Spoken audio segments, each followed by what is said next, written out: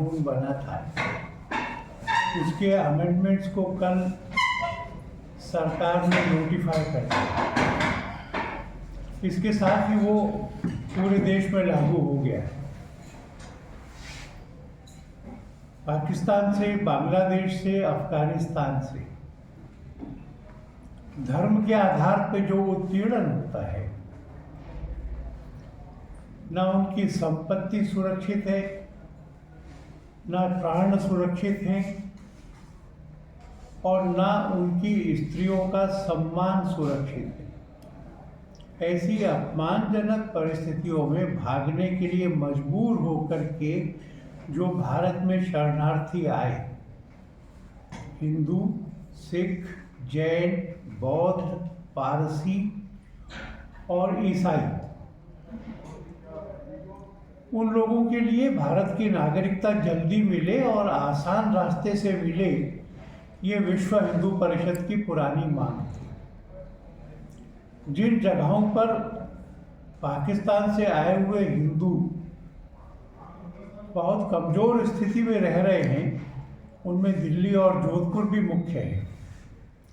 कल नियम नोटिफाई हो गए। हमने देश भर में अपने कार्यकर्ताओं को और बाकी सब सामाजिक संगठनों के लोगों को कहा है कि वो इसमें सहायता करें। इसमें कुछ कागज जमा नहीं कराना है, ये सारा ऑनलाइन रजिस्टर करना है। सबको नहीं आता होगा, इसलिए हमारे कार्यकर्ता, बाकी संगठनों के कार्यकर्ता एक एक शरणार्थी के पास जाएंगे, पता लगा कर जाएंगे, उनके कागज पत्र पूरे कराकर ऑनलाइन रजिस्टर कराएंगे। हम लोगों ने सरकार से पूछा था, यहाँ आके रह रहे ऐसे बहुत सारे लोग हैं जिन्होंने, ये हो सकता है कि अपना राशन कार्ड बनवा लिया हो, आधार बना लिया हो, सरकारी नौकरी में आ गए हो, संपत्ति खरीद ली हो, उनके मन में ये डर हो सकता है कि वो नागरिकता प्राप्त करेंगे तो इन सुविधाओं का क्या होगा। सरकार ने स्पष्ट किया है कि किसी मजबूरी में उन्होंने ऐसा किया होगा, इसलिए नागरिकता प्राप्त होने के बाद में या पहले उनको इस आधार पर दंडित नहीं किया जाएगा, कोई कार्रवाई नहीं की जाएगी कि उन्होंने अपना वोट कैसे बनवा लिया या आधार कैसे बनवा लिया। एक अंदाजा ये भी है कि ऐसे लोगों की संख्या 2 करोड़ से ज़्यादा हो सकती है। उन सबको भारत के नागरिक के नाते गरिमा मिले, प्रतिष्ठा मिले, बराबरी मिले, वो अपने जीवन को सम्मान से जी सकें। तो जो परंपरा राम जी के समय से चली आ रही है, शरणागत को सम्मान सुरक्षा देना, उसके पालन में ये कानून बनाए। सरकार को और प्रधानमंत्री जी को बधाई और समाज का आह्वान कि इसका पूरा लाभ उठाएं। ये मुझे कल के विषय में कहना है।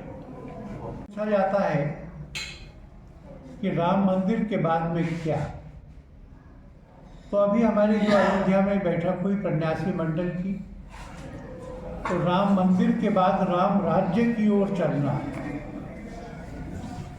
ऐसा हम लोगों ने संकल्प किया। उसका जो सबसे बड़ा हिस्सा है वो समरसता का है। अगर सबके हृदय में राम है, और वो राम है जिन्होंने निषाद राज को पैर नहीं छूने दिया था, गले लगाया था, जो शबरी के और अहिल्या के आश्रम में गए थे, तो भारत में ऊंच नीच, छोटा बड़ा, छूत अछूत, ये सारे भेदभाव नष्ट करके समरस समाज बनाना, ये उसका एक कंपोनेंट है। महिलाओं का सम्मान, गरिमा और सहभाग होना, ये उसका दूसरा भाग है। अभी दुर्भाग्य से कानून ऐसे बन गए कि कोई भी लड़का, कोई भी लड़की, कोई भी युवक, कोई भी युवती बिना शादी किए इकट्ठे रहें, जब चाहे इकट्ठे हो जाएं, जब चाहे छोड़ जाएं। और इसमें से हमारी परिवार व्यवस्था को टूटने का खतरा है। रास्ता क्या बचता है अगर कोई माँ या पिता ऐसे हैं जिनको उनके बच्चे उनके बुढ़ापे में गुजारे तक के पैसे नहीं देते, या कोई पत्नी जिसको पति उसके लिए महीने के राशन वगैरह के पैसे भी नहीं देता, या वो बच्चे जिनके माता पिता उनके अधिकार के बारे में चिंता नहीं करते।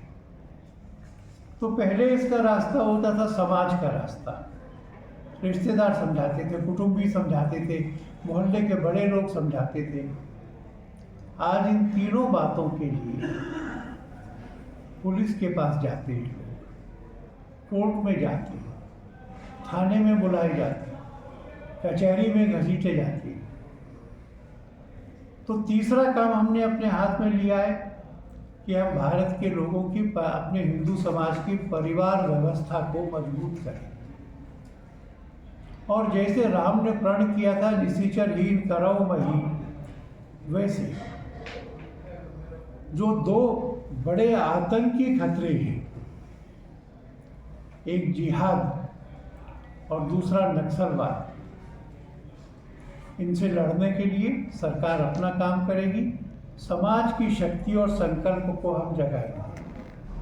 हमको लगता है कि हमारे जो बाकी काम हैं, गौरक्षा है, वेद है, संस्कृत है, सेवा है, उन सब के साथ ये हमारी फोकस के फील्ड्स होना, ऐसा हमने अयोध्या में तय किया है। मैंने अपनी ओर से जो कहना था वह कहा है, आपको पूछना होगा तो क्या बता। के नाते अध्ययन भी किया है और उनकी देखभाल भी करता हूँ।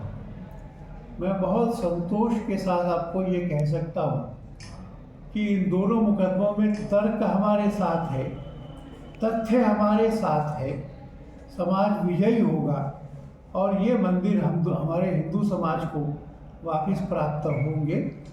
क्योंकि यह कोर्ट से होना है, इसलिए विश्व हिंदू परिषद को इसके लिए किसी आंदोलन को करने की आवश्यकता अभी नहीं लगती है। धार का मामला बाकी सबसे अलग है, क्योंकि धार में जो भोजशाला है, उस भोजशाला में आज भी हर मंगलवार को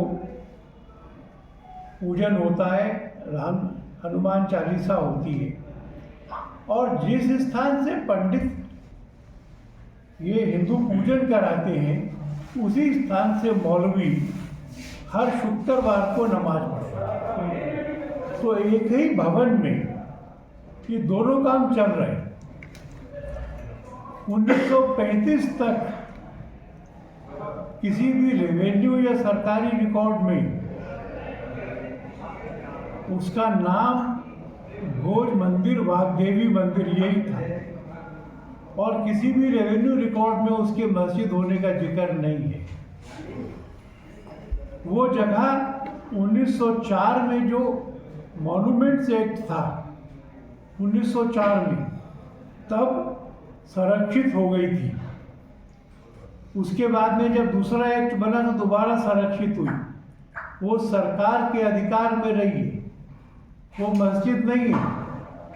और वहाँ जो एक बना हुआ है स्थान, वो स्थान उस खसरे में नहीं आता, उससे झगड़ा नहीं है। जो भोज राजा के मंदिर हैं, जो वाग्देवी का मंदिर है, ये उसके लिए है। और अभी तो आदेश इतना हुआ है कि जांच करें उसका चरित्र क्या है, क्या था। जो जमीन पे है वो दिखता है, जो जमीन के नीचे है उसको ढूंढ के देखना पड़ेगा। तो मैं समझता हूँ कि न्यायालय का ये जो आदेश है ये युक्ति संगत है, ये अच्छा है। इससे तथ्य मालूम पड़ेंगे, सत्य सामने आएगा, इसका सबको स्वागत करना चाहिए।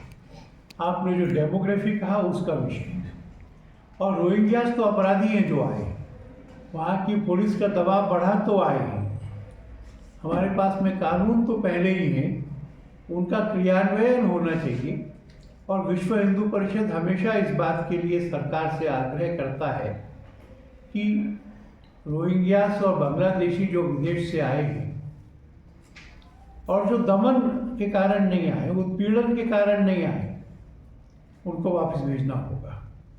सर अभी जोधपुर की अगर आसपास की बात की जाए तो वहाँ पे पाकिस्तान से बहुत सारे हिंदू परिवार जो हैं वहाँ पे आसपास आए हुए हैं, वो अभी तक भी इंडिया की नागरिकता के लिए वो वेट कर रहे हैं। अगर आगे कोई और पाकिस्तान से कोई हिंदू परिवार आते हैं तो उनको क्या किस तरीके से वो नागरिकता दे पाएंगे? अभी तक जो हुआ है वो ये कि जो आए हैं उनको नागरिकता देना, सम्मान देना। सर 20-20 साल इस से लोग बार- आए हुए हैं, 15-15 साल से आए हैं, वो अभी तक आपका सवाल जो है ना, ये अगर आप मेरे से 2 दिन पहले पूछते तो मुझे कठिनाई होती। कल नोटिफाई हो गए जो 20 साल, 10 साल, 15 साल से आए हैं उनको सबको नागरिकता मिलेगी और विश्व हिंदू परिषद इसका कागज पूरा करने में, रजिस्टर करने में सहभाग देगा।